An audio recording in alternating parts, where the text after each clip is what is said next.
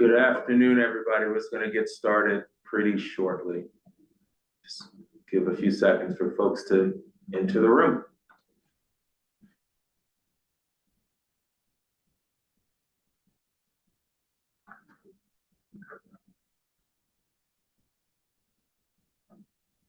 Okay.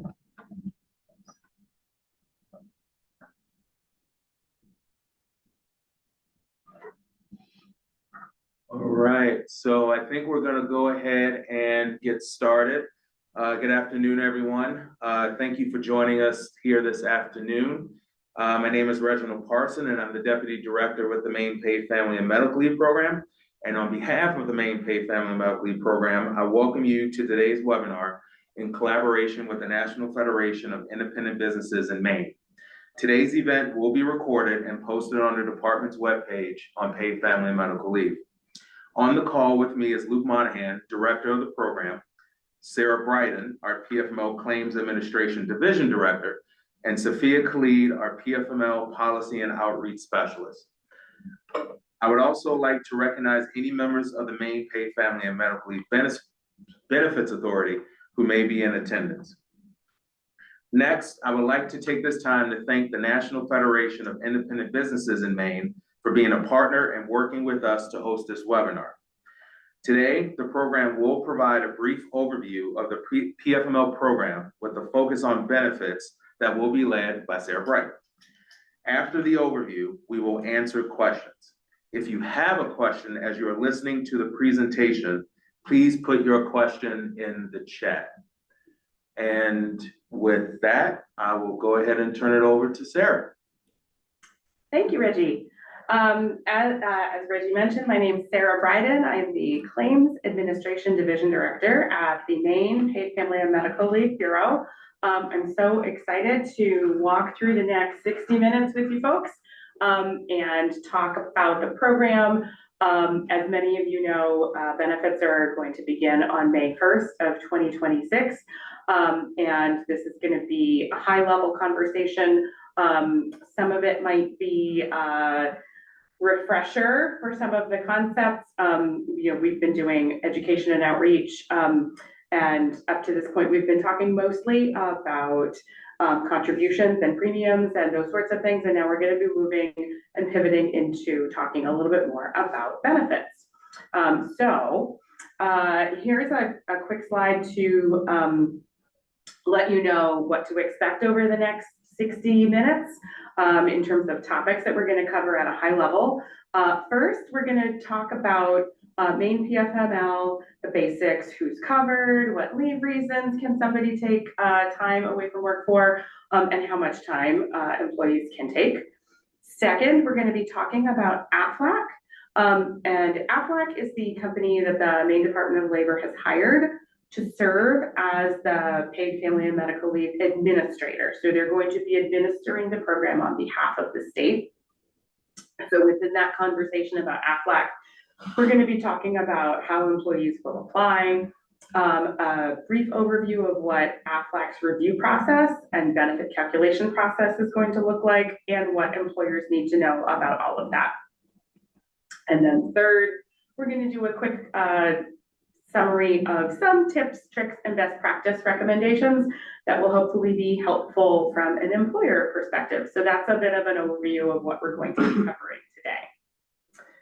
All right, so first things first, the basics. Again, this might be new information for some of you. It might be a bit of a refresher for others, but want to make sure that we have a general alignment and grounding on some of these basic concepts so that everybody can be following along in this conversation effectively. All right, so first, who is going to be able to take Maine Paid Family and Medical Leave, or PFML, starting in May of this year? So the answer at the highest level, the answer is almost all employees in Maine. There is a caveat to that, because almost employees in Maine will be able to take Maine PFML as long as they meet certain criteria. So they need to meet the program's earnings requirements. We'll get to that in a moment. They need to be out of work for a covered reason. So there's list of covered reasons that are included in the law. We'll get to that in a moment as well. In order to take Maine PFML, a person also has to provide documentation. Again, we will learn more about that in a few slides. And they also have to have time remaining to use under the program in order to apply and be approved for time. There are two categories of situations where somebody might elect coverage. So in a sense, Maine PFML is optional for these two very specific groups of people. So the first being tribal governments in Maine. So as an employer of employees, a tribal government can choose to participate and have their employees covered by the program. And then also individuals who are self-employed in Maine can choose to participate, can opt in and elect to get coverage, and then avail themselves of that coverage if they need to be out of work. And then just super quickly, the law also has a handful of specific types of employment that are not included. Things like employees of the federal government, federal work study scenarios, and incarcerated workers. There's another couple of examples as well. By and large, if you have a situation where you have somebody in your organization who falls into one of these exceptions, generally speaking, that's already been identified because it's part of the analysis of who is on your quarterly wage reports, and that process has been going on for some time now. So just wanted to make sure to sort of set the stage in terms of who we're talking about, which is a lot of people, but not everybody in the state of Maine, and wanting to set that grounding. All right, so the next sort of PFML 101 area that we're going to talk about is how much time an employee can be approved for. So Maine Paid Family and Medical Leave allows an employee to take up to 12 weeks of leave in a 12-month period. And it's a very specific 12-month period called a benefit year. So the way a benefit year works is when somebody first goes out of work on paid family and medical leave, the Sunday of that week when their leave starts the 12-month clock. 12 months from that day into the future, that's the 12-month period.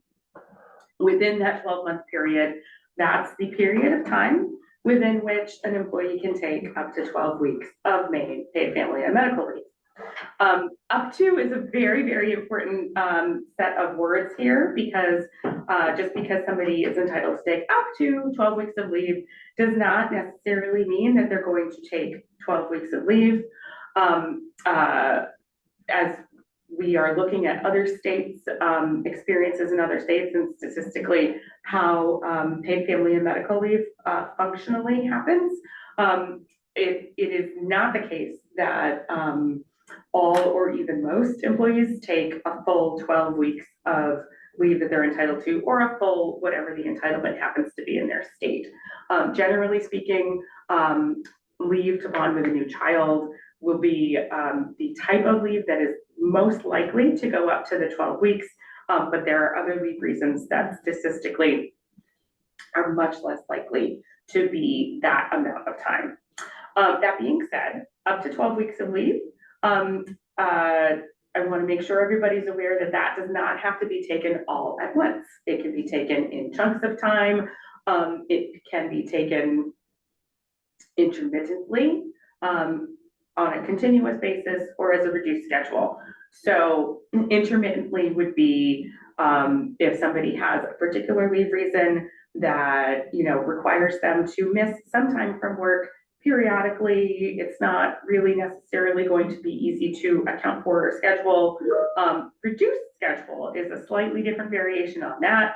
That would be if somebody needs to take paid family and medical leave in a repeatable cadence that ends up resulting in a shorter workday or a shorter work week. It's worth noting that generally speaking, PFML in the state of Maine is intended to be in one-day increments. If an employee and an employer agree, then Maine PFML can be taken in less than a 1-day increment. But it's important to keep in mind that the smallest increment of time that's going to be deducted from somebody's PFML overall entitlement is 1 hour. So this is not a program that's intending or envisioning going down to 15 minutes, 2 minutes. That's not envisioned by this program. The smallest increment of time would be 1 hour.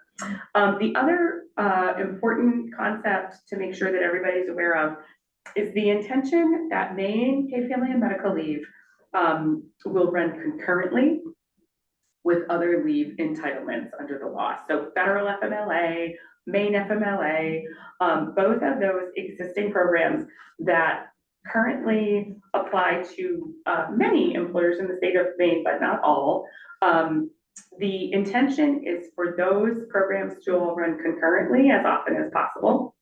Our program also has a provision in our rule that specifically gets at the concept of whether somebody will be able to take, for example, 12 weeks of federal FMLA and 12 weeks of Maine paid family and medical leave in the same 12-month period.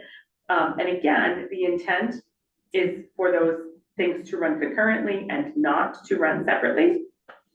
So our rule has a provision that allows for when somebody has filed and applied for Maine paid family and medical leave for a look back review in the 12 months preceding the start of that leave to ask the question, has this person taken federal FMLA or Maine FMLA not concurrently with Maine PFML? If the answer is yes, then that amount of previously used federal or state FMLA will be deducted from the available 12 weeks of PFML moving forward. So it's really baked in to the program that these programs are intended to run concurrently and not be used separately and in combination. All right. So now we're going to talk about the leave reasons that employees will be able to take Maine paid family and medical leave for. So for those of you who are in organizations where you are already subject to compliance under federal FMLA and Maine state FMLA, some of these will look quite familiar. For those of you that are new to these concepts, welcome. So these leave reasons are the reasons under the Maine paid family and medical leave law why somebody would be able to take leave and potentially get approved for wage replacement benefits. So it's not a wide open, oh, you just need to be out of work because you say so. There are very specific leave reasons why somebody would be able to take leave under this program. The first one is bonding with a new child. So if an employee has a newborn, welcomes a child into their family through adoption or foster care, bonding with that new child is one of the leave reasons. Caring for a family member with a serious health condition is another one. Military family leave is a leave reason that is very specifically, it's not about the employee or worker's military service. It's about the worker having a family member who is serving in the military and being deployed, and then causing the employee to need time away from work to make arrangements related to that military deployment. Medical leave is to do with a serious health condition of the employee that prevents them from working. And then safe leave is leave for somebody who is dealing with abuse or violence, or a family member who's dealing with abuse or violence, and the worker needs to take time from work to seek safety for themselves or their family member. On this slide, you'll see the sub-bullets get at the definition of who would be considered a family member for some of these leave reasons. And I wanted to highlight the fact that the answer, who is a family member, is not the same in all of these leave reason categories. And that is because the Maine paid family and medical leave law defines family member for the purpose of leave to care for a family member with a serious health condition, but then it points outward, it points to the federal FMLA law to determine who's a family member for the purposes of military family leave and deployment, and it points to Maine FMLA for the purposes of figuring out who is a family member for the if the military service member, family member happens to die while on active duty, because that sort of very niche leave reason embedded in the Maine FMLA law is also incorporated within Maine PFML. So if somebody is needing to take PFML for care of a family member with a serious health condition, the law lists out a relatively generous list of individuals who could be considered a family member: spouse, domestic partner, person the employee has a significant personal bond with, the employee's child, parent, grandchild, grandparent, or sibling, or the employee's spouses or domestic partners, child, parent, grandchild, grandparent, or sibling. So those are the family members that are outlined within the Maine PFML law specifically.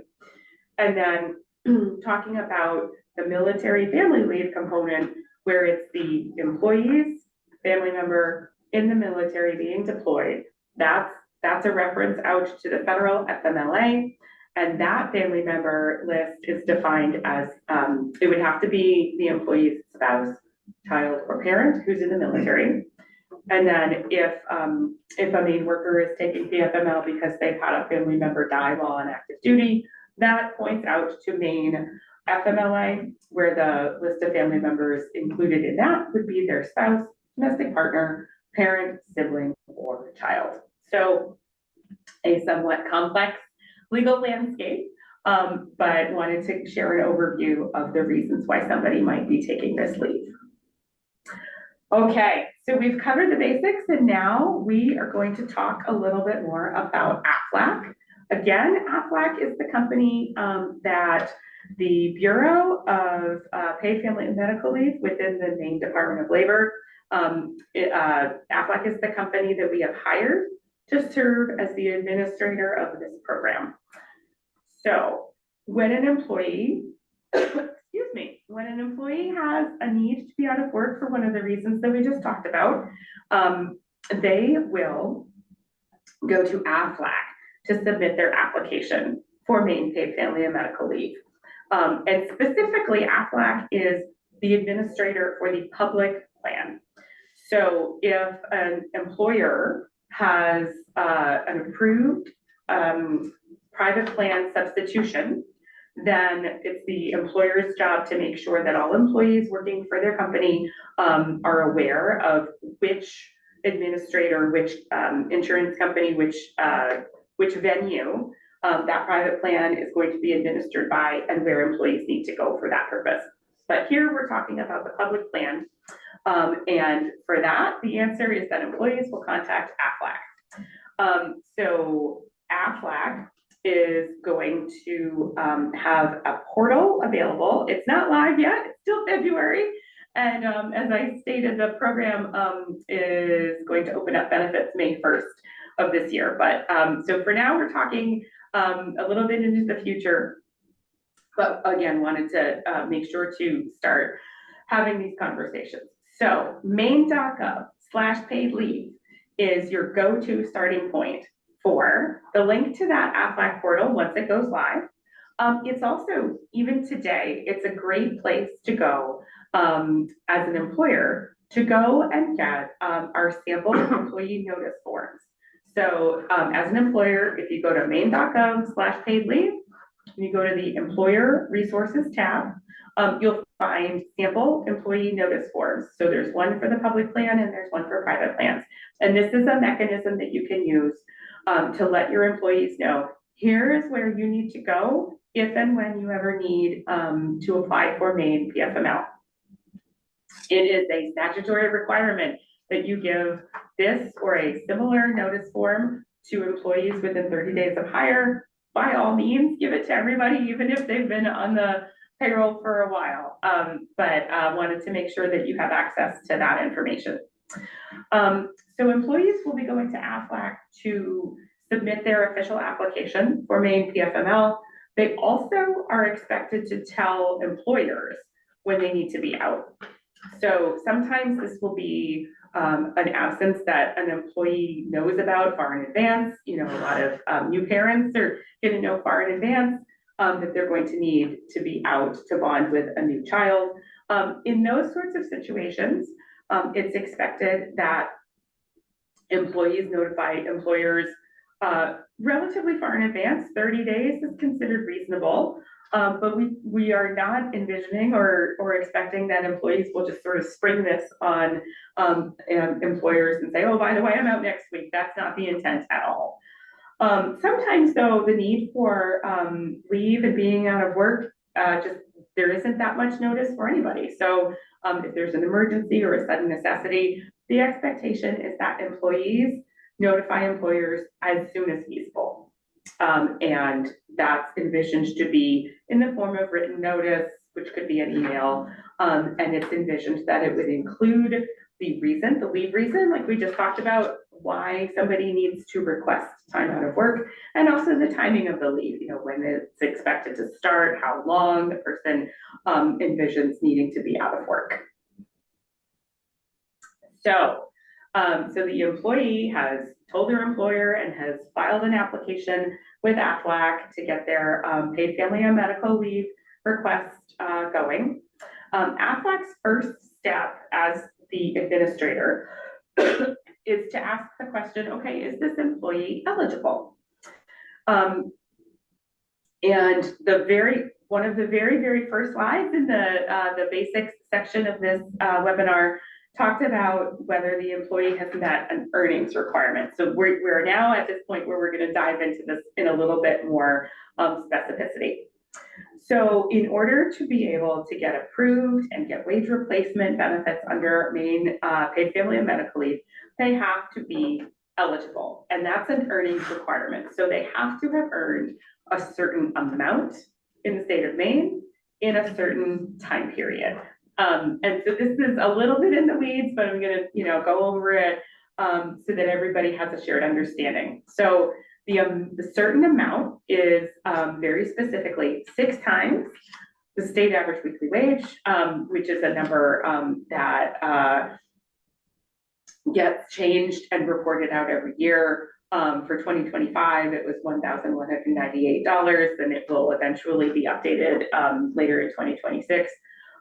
So the amount functionally, that number times 6 is $7,188. So to start, the earnings requirement for an individual to get benefits would be, have you earned $7,188 in a certain time period? And the time period is what's called the base period.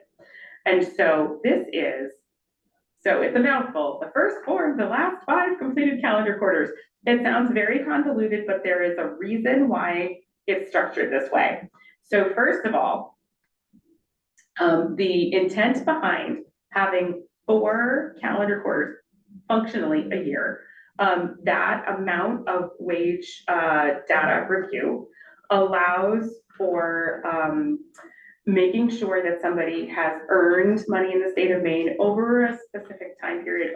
It's not, what did you earn last week? What did you earn last month? It's really a holistic view of what did you earn over a period of time that is about a year. That also sort of smooths out seasonality if somebody has some fluctuation over the course of the year in terms of what they're earning. And so by looking at whether somebody has earned this $7,000 and change over a 4 calendar quarter time period, that really allows for that level of review.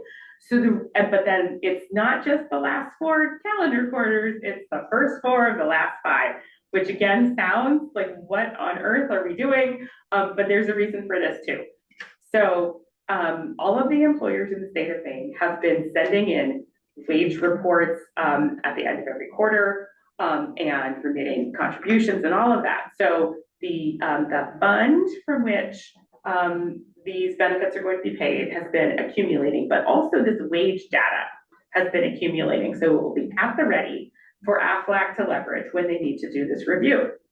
So if this had been set up where it's just the last four, then what we would find is that anybody who's applying for leave in that period of time right after a calendar quarter has ended, very likely we're not going to have the data, because there's that the calendar quarter closes and then there's a grace period and employers are sending in wage reports and all the information that's required.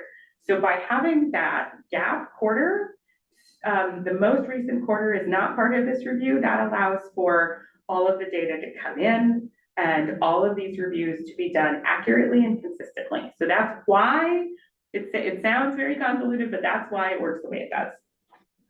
So Aflac will use the quarterly wage data that has been accumulated to determine eligibility based on a certain amount and a certain time period at the start of each application. I also just want to speak to the fact that Maine Paid Family and Medical Leave is a portable benefit, and it's intended to be a portable benefit. It is not intended to be tied to one particular employee-employer relationship. So the review of whether the person has earned enough money in their base period is across all employers. So if somebody switches from employer A to employee B, they've still been paying into the program, and they will be able to access the benefits. There is a 120-day benchmark for job protection, but in terms of benefit portability, the program was designed so that if somebody, for example, had worked for a particular company in the state of Maine for 10 years, and then they switch and they move to a different company in the state of Maine, and it's their second week, and they need paid family and medical leave, they won't have job protection at that point under this law, but they will be able to access benefits. Okay, so Aflac's second step in their process, they're going to ask, does the employee's documentation support their requested leave? So let's assume the applicant is eligible, they've met the earnings requirement. Aflac is going to then let the person know, all right, you are requesting leave for a particular leave reason. Based on that leave reason, you need to now provide documentation. And that the specific type of documentation required is going to be closely tied to the reason why the person needs to be out of work. So it is not it's not a situation where somebody can say, oh, I just need to be out of work and, off you go.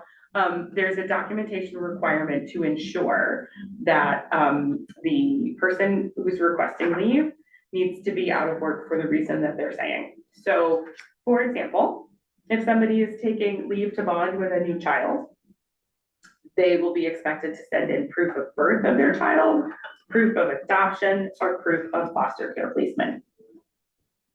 If the employee is needing leave to care for a family member, then the documentation is going to be in the form of a certification completed by that family member's healthcare provider, and it's going to need to show that the family member has a serious health condition and needs care. If the employee is requesting leave for military family leave, then they will be expected to provide proof of their family member's call to active duty. For medical leave, again, that's when the employee has a serious health condition that's preventing them from working. Then that certification needs to be completed by their healthcare provider, and it needs to show what their serious health condition is and why it prevents them from working. And then safe leave, again, that's to deal with situations where somebody or their family member is dealing with violence or abuse. They'll need to provide an attestation that they are experiencing an unsafe situation. So let's assume that somebody has applied for PFML, they met their earnings requirement, They provided documentation, it matches with the leave reason, and it meets the criteria that Aflac is going to be reviewing. The third step in Aflac's process is going to be to now calculate the benefit. So Maine paid family and medical leave benefits are intended to serve as a wage replacement, but it is specifically partial wage replacement. So the idea is not to fully replace what a worker earns for being at work. It's a partial wage replacement. And the quarterly wage data that we talked about, the first or the last 5 calendar quarters, that whole conversation, that information comes into play again. So it's used to determine the eligibility, but then it also comes back in and is used to determine the employee's average weekly wage. And that average weekly wage is what gets replaced at a partial rate. So once the average weekly wage is identified, that dollar amount gets run through a calculation that is based on 2 levels, 2 tiers, to arrive at the person's weekly benefit amount. And the weekly benefit amount is further capped at a maximum equal to the state average weekly wage, which we talked about several slides ago. It changes every year. So it comes into play again to serve as the cap for the most money that a person could get for a week of approved Maine PFML. So this chart is a little bit in the weeds, but it's intended to show how this works in a couple of different wage earning levels. So the first line, for somebody who's earning less than half of the state average weekly wage. So let's say, for example, that a person has $15,600 in base period earnings. That's going to be divided by 52 to land at $300 for an average weekly wage. And then the next 2 columns represent that tiered calculation, the 2 different levels of wage replacement percentages. So the first one, whatever the average weekly wage is, up to half of the state average weekly wage, gets replaced at a level of 90%, and everything above that gets replaced at 66%. And so this is intended to make sure that folks who are earning less money get their average weekly wage replaced at 90% more of the time, and functionally more of their wages are replaced at the higher wage replacement rate. So the second line, the $57,000 number, is showing that somebody who's making a little bit more, their $57,000 divided by 52 is $1,096. That's their average weekly wage. So $539 of that represents the 90% of that first tier, that first calculation. And then the overage from that gets replaced at 66%. Those 2 get tallied up together for $867. And then that final row is showing somebody who has base period earnings of $90,000. And really the most important part of this line is to look at the lower right-hand corner.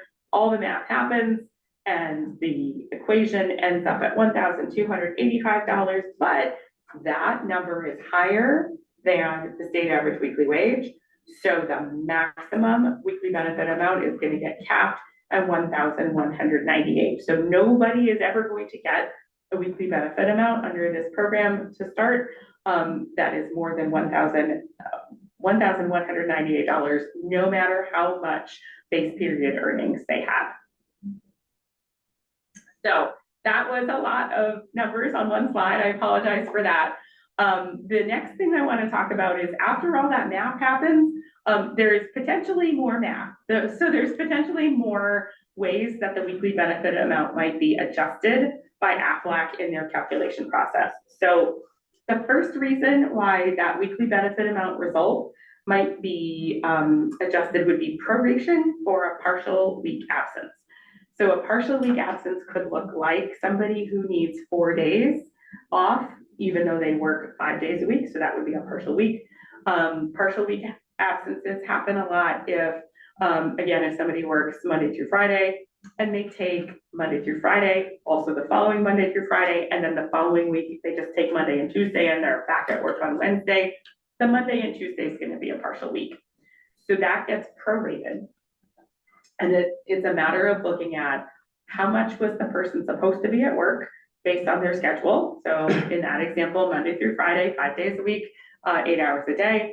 If they miss 2 days from that 5-day week, that's 40%. So what would happen is the weekly benefit amount would be prorated, and for the Monday and Tuesday, they would get 40% of their weekly benefit amount. Sometimes Aflac is going to adjust the weekly benefit amount to account for some reductions that are required in the statute that governs our program. So examples of this would be if somebody is getting unemployment insurance benefits or workers' compensation benefits for the same time period that they have applied for Maine paid family medical leave. The number of times that those things are going to be happening at the same time is probably relatively infrequent, but if it does happen, the law does require that the Maine paid family and medical leave benefit be offset or be reduced to account for any unemployment workers' compensation benefits that the person might be receiving. In this category, there's also some very specific types of long-term disability benefits. Again, not very frequent, but wanted to make sure that folks are understanding that there are occasionally going to be statutorily required reductions. And then another example of an adjustment to a person's weekly benefit amount would be if the employee has asked Aflac to withhold taxes from their benefit amount, which is something that Aflac will make available to people when they apply. It's important to note also the things that benefits will not be reduced or offset for. So again, this is partial wage replacement, and there might be other mechanisms within the universe of what the worker is looking at that they might be using to get themselves back to what they're used to earning. So if somebody is used to earning a set amount each week and they recognize, okay, well, partial wage replacement that's going to be really tricky for me. I really need to be getting in a level of income that I'm accustomed to. So some employees will use available PTO that they might have to top up and get up to that regular wage level that they're used to. There also might be some scenarios where there's a short-term disability insurance policy that is in effect. So Maine paid family medical leave, Aflac on our behalf is not going to be looking at those things and reducing the Maine PFML benefit that they send out to folks. So if there is a short-term disability insurance policy in place, that carrier for that policy might ask, oh, are you getting Maine PFML benefits? We're going to take that out of any short-term disability insurance policy benefit that might be received through another venue. That's up to them. But this program is first payer, and it's going to be paying a benefit and is not going to be accounting for those other potential components. So it's important to keep in mind that employers are responsible for making sure that employees don't end up making more money while they're out on leave than they would at work. So the intention is not to let people earn, 150% of what they would be earning if they were just at work. Okay, so I want to talk a little bit about how Aflac is going to be interacting with various constituencies. Again, Aflac is hired by the Maine Department of Labor to administer this program. So they're going to be doing all the claim applications. They're going to be I texted you, I'm sorry, by the where the Uber dropped us off. Yeah, if you could go on mute, that would be great. Okay. So Aflac is going to be doing all of that administrative work, sending communications, gathering certification information, which really takes that burden off of employers. So employers are not going to be expected to take in paperwork and review it and, calculate benefit amounts or calculate how much time somebody has used and has remaining. Aflac is going to be doing all of that for us. So again, they will be standing up a portal with 24/7 access. There's going to be a portal for employees and employers, but once those go live, they will be available 24 hours a day, 7 days a week. Aflac is also preparing a customer service support line for folks to call in and talk to customer service representatives.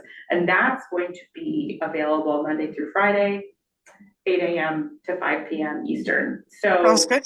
employees Like can create.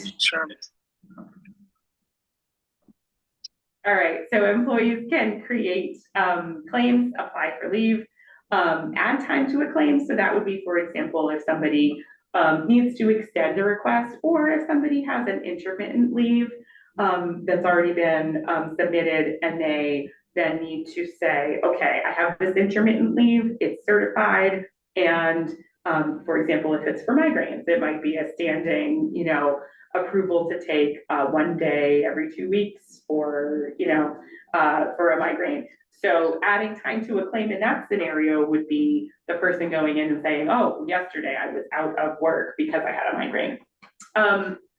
Employees will also be able to go in and ask questions, send in their documentation. So all the certification information we talked about, that can be sent into Aflac either by uploading it in their portal, faxing, or emailing. And then also employees will be able to go in and set their payment preferences.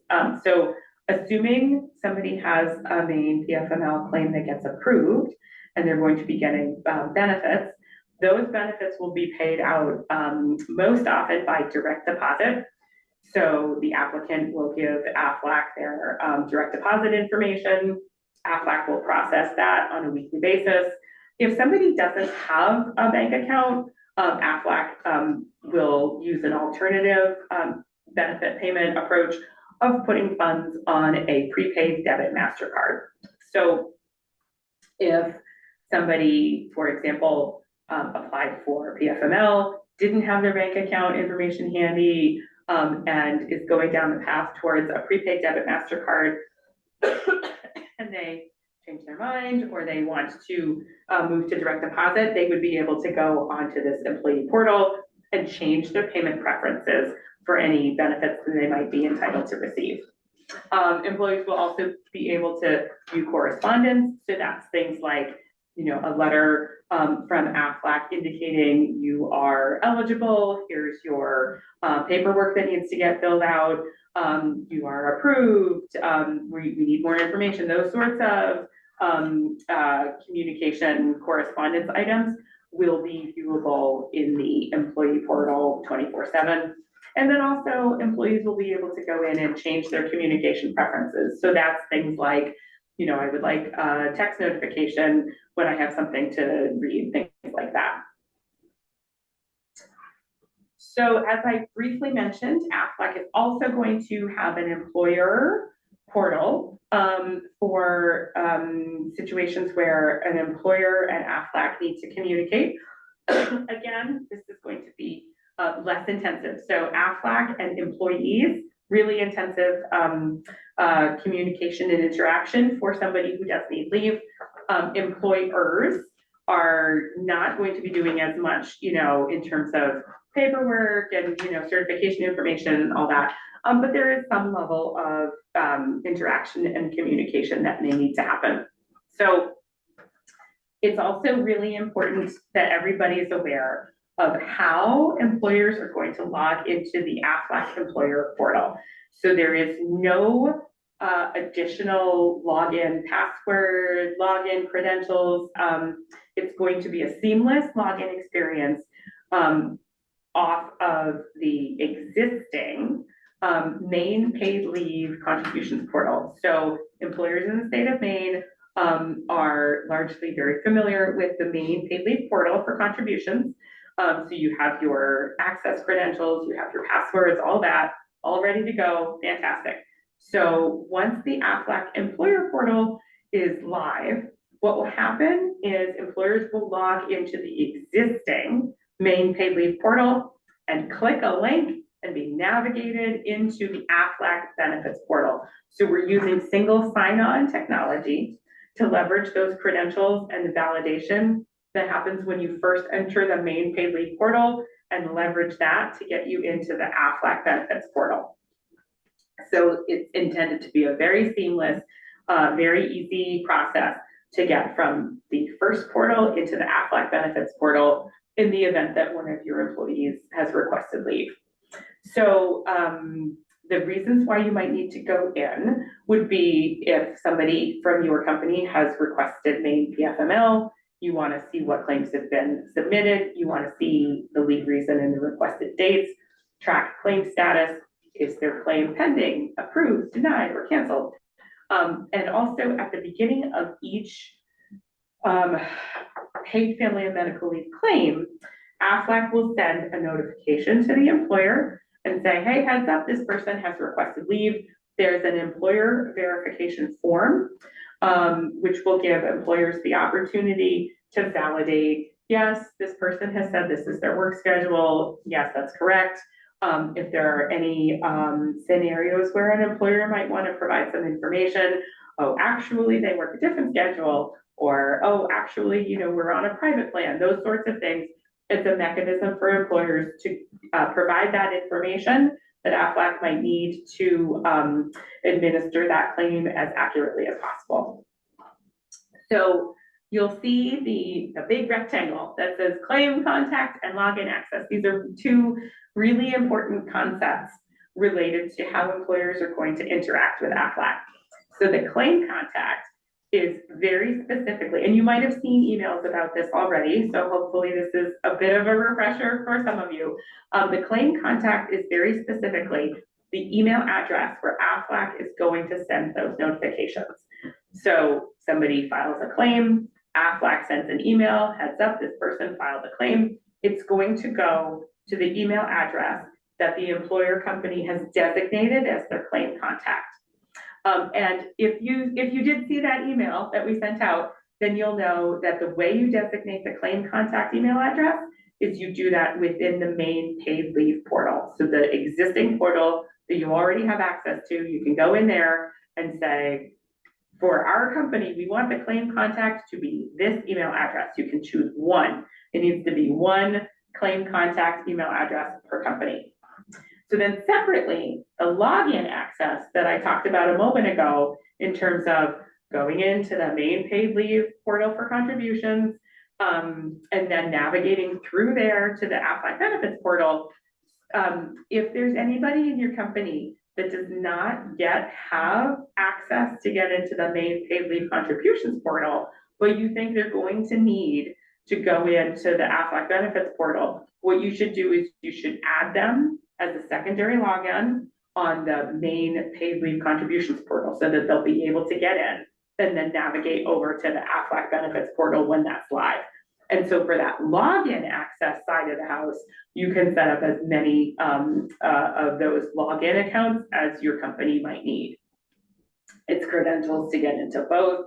And again, you would update that within the Maine paid leave portal. All right, we're getting towards the end and we're gonna start talking now about a couple of tips and tricks for employers because we wanna make sure that you have the information you need so that things can go smoothly. All right, so what can employers do to get ready? One thing is to make sure that you're familiar with Maine PFML's undue hardship concept. So if you have employees in other states that have paid leave programs already up and running, some of this is, you know, oh, I already know how this works, but undue hardship is very, very specific to our program. We're the only state that has this. And essentially, the idea is that if an employer believes that an employee's leave request, as they've scheduled it and as they're requesting it, would create an undue hardship, meaning a significant adverse impact to your operations in a way that you cannot account for based on how much advance notice they're giving you, there's a mechanism to potentially reschedule that leave. So the very first step would be, as an employer, communicating to the employee in writing that this is going to be a problem, and maybe, it might even be possible for an employee and an employer in that situation to agree to shift the timing of the leave. Sometimes it's not going to go that way. So if an employee and an employer can't agree before the employee applies for their Maine PFML request with Aflac, then what will happen is that Aflac will include, so there's that employer verification form. There's also an undue hardship form that an employer can fill out and send into Aflac. And then Aflac will evaluate that undue hardship assertion based on a number of factors. So if an employer wants to raise an undue hardship on a requested leave, they should be ready to provide information about those factors. So what's the nature of your business, and why is the person requesting leave? Why would the timing, as they've requested it, why would that cause a significant impact on the operations of your business? And so Aflac will review that information, and if they agree, oh yes, we agree that this would cause an undue hardship, then the outcome of that review would be rescheduling the leave request. It's not intended to be a refusal. An employee cannot take leave at all. It's simply rescheduling the leave request to a time that is going to be less disruptive and cause less of that undue hardship operational impact. And it's also important to note that as an employer, if you as your organization have identified, we don't want to ever raise an undue hardship, either because you're operationally, you feel like you have the cushion to in every situation just deal with the fact that somebody's going to be out on leave.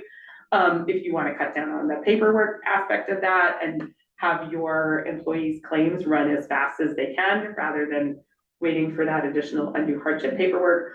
The Aflac employer portal, when it is live, will have a mechanism for you to go in and click a button and say, nope, we just waive the right to undue hardship. We don't want to hold things up, and we don't want to do the paperwork for that. And so you can also change that waiver of the undue hardship concept as needed over the course of your business. And then also just to reiterate in terms of what employers can do to get ready, because this program is a couple months away. The first thing being, like we talked about the Aflac employer portal, the benefits portal, just to reiterate that access point is the Maine paid leave contributions portal. So one really important thing to do to get ready for this program as an employer is to think about who in your organization needs that access. If there are people who need that access who don't have it, making sure that you're getting that up to speed. And then also making sure that you're logging into the existing Maine paid leave portal and designating your claim contact if you haven't done that already. So again, go into the Maine paid leave contributions portal where it says designate your claim contact, put the email address there that you want Aflac to send notifications to if one of your folks goes out on Maine paid family medical leave. If you do not designate a claim contact, then what Aflac will do is they will send email notifications to the email address that your organization used when you first registered for the contributions portal. So that might be the CEO or the owner, or who, whatever email address value got used for that purpose is where Aflac will send their notifications. That might be the right person, it might not be. And we would actually recommend that even if that's the appropriate place for notifications to go, it's still a good idea to go in and designate and put that email address in the claim contact field as well, because if you don't have a claim contact designated, we're going to continue to remind folks. We're going to be, making friendly phone calls to remind you, and emails and those sorts of things to make sure that as many employers in the state of Maine as possible are fully prepared for this. So if you want those to stop, then just go in and designate a claim contact, and you will hear from us less about that topic. All right, so we're now at the end of the presentation. And just one more quick reiteration, maine.gov/paid leave is your best resource for updates, information, those sample notice forms, like I mentioned, FAQs, it's all right there. And so we're just so excited to be almost at the start of this program. And it looks like there may have been a few questions that came in from the chat. Just a few. All right, awesome, thank you. Yeah, you can stop sharing. Awesome, thank you so much. And also, just in the interest of time, we have been bucketing multiple series of questions, so thank you for putting it in the Q&A function. So I'm just gonna start with kind of some FMLA questions that we got, and the first one that was more prominent was, is the PFML replacing the state unpaid leave? Yeah, so if I could chime in, I was watching the questions as they came in, and I noticed there's a lot of questions about the interaction of Maine paid family medical leave with federal unpaid FMLA and Maine unpaid FMLA. All three of those laws still exist, so the paid family medical leave is not replacing Maine FMLA. And they're all meant to be run concurrently. And it's a specific feature of the Maine law that previous use of FMLA and unpaid Maine medical leave does reduce the benefit when somebody applies for PFML, including in the year prior to May 1st. So if somebody has used 12 weeks of unpaid FMLA time, and let's say winter of 2025, if they've used a full 12 weeks of unpaid time, that would reduce their ability to use paid family medical leave time if they've had that use in the previous year. So I know there's a lot of questions hitting on that. We do have a lot of good questions and answers about that in our FAQs, but I know that's a big hot topic. Our law is a little bit different structure. There was a lot of feedback during rulemaking and the legislative process to try to prevent people from using, a 12-week paid period on top of a 12-week unpaid period. So our law is a little bit different than other PFML laws across the country, but definitely please do check out our FAQs on that. We do have a lot of information and the case-by-case specifics, what somebody used in the prior year are hugely important, so when you get into the case-by-case questions, definitely call the Aflac customer support number when it opens. If you have a specific case and you think you might be eligible or your employee might be eligible. So awesome. All right, so now I'm going to switch because there was a couple of Aflac specific questions. So the first one is, will Aflac notify an employer when a claim has been placed and approved, or someone has applied and approved? Yeah, so the intent is for Aflac to send notifications when a claim has been received, when a decision's been made. Also, employers will be able to go into the benefits portal in real time and check and see what the status is of any claims that are there. Awesome. Another Aflac related question. Will employers have access to view any medical documentation that is sent to Aflac? No, so when somebody from an employer organization logs into the benefits portal, they'll see very high level information. So the leave reason, the dates, those are things that they're going to probably have anyway, but not to the level of medical information submitted for privacy reasons. Okay, awesome. So switching from Aflac to just some more general questions.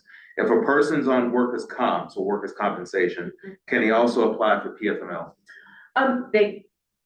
Depending on the situation that they're in, they might be able to apply for both of them. But again, if they are approved under both programs and they're receiving benefits under both programs, the workers' compensation benefit will cause a reduction in the PFML benefit amount. Okay. Kind of going to that line about workers' comp and switching it, will benefits be reduced for a long-term disability claim where someone's on long-term disability? There's a very specific subcategory of long-term disability that might end in that result. Mm-hmm. But again, I think the frequency of those scenarios happening minimal, and to answer the question definitively, it would really depend on the facts of that specific situation. All right, awesome. And so again, just recognizing time, and we're at time, we're probably going to spend just a few more minutes over just to make sure that we if I could just hit on another theme I thought was questions about the employee notices that we have posted. We do have two separate employee notices, one for employees who are in the public plan, one for employees who are covered by a private plan. We are asking that all employers in the state provide that notice to all employees, as soon as possible before benefits go live, before May 1st. And then statute is going to require that any new hire is given one of those notices within 30 days of hire.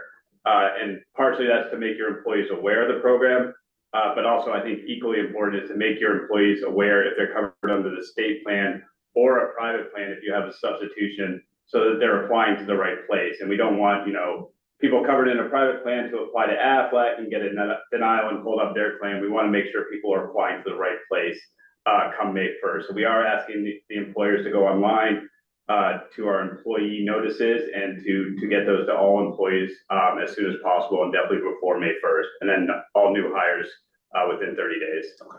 All right, and just so I know we're over time, I think we're going to probably go to 1:35 just to make sure that we can cover enough. But is there any waiting period to receive benefits? For medical leave, there is Okay. a 1 week waiting period, and it's very specifically, it is the first day of leave and 7 consecutive calendar days.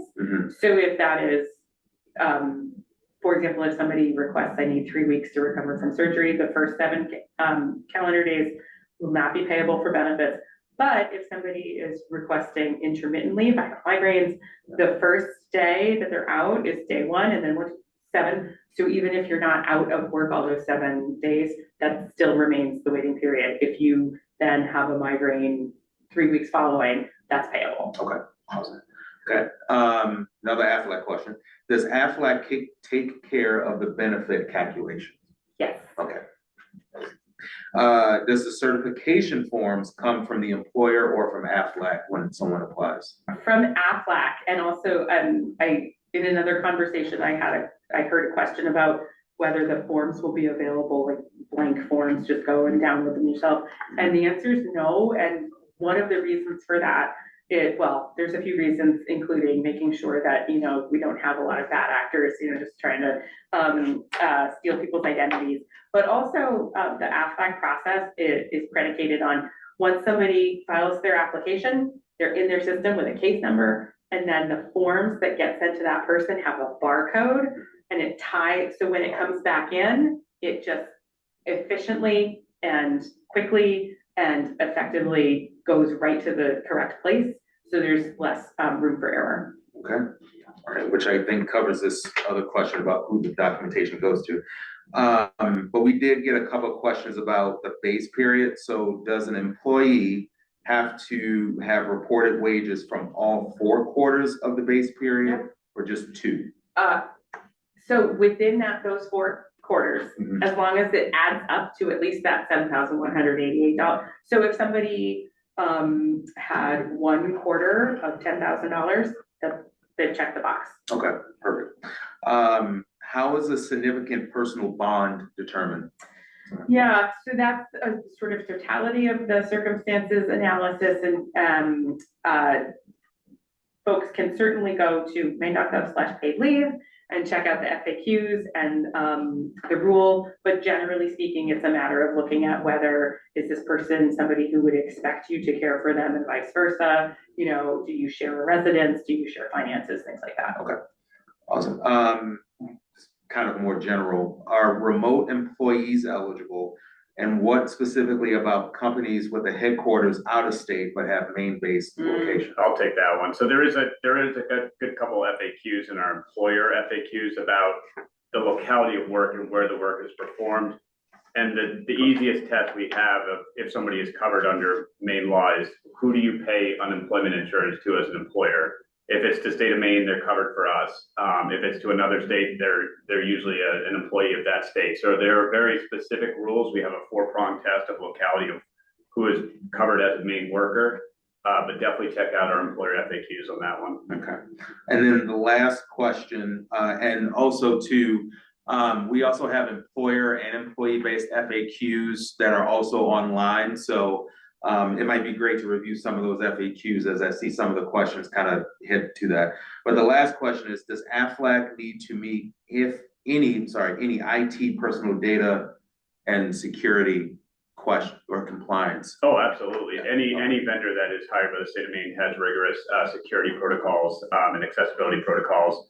And then also they're a national leader in insurance work, and they have their own protocols and standards that they are held to. So we're very happy about the security of the data. All right, awesome. So, okay, so it is 1:35, but before we close out, I just want to say thank you all for taking the time to watch this webinar. We will have this webinar, obviously as it was recorded, it'll be posted on our webpage pretty soon, and then we'll put out an announcement when it's up and ready to go. So thank you all for taking the time to be with us, and have a great afternoon.